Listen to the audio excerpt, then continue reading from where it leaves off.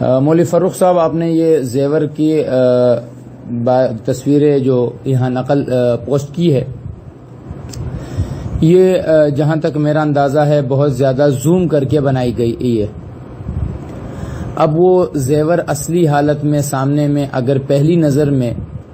یعنی جب وہ گلے میں ہو تو دور سے یہ لگے کہ کسی نے کوئی بت یا مورتی پہنی ہوئی ہے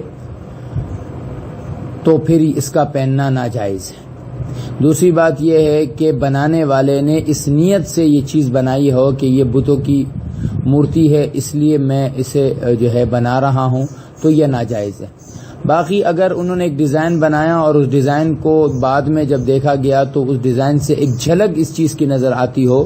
تو شریعت نے اتنی تنگی نہیں کی ہے، ورنہ تو دنیا کی ہر چیز میں کہیں نہ کہیں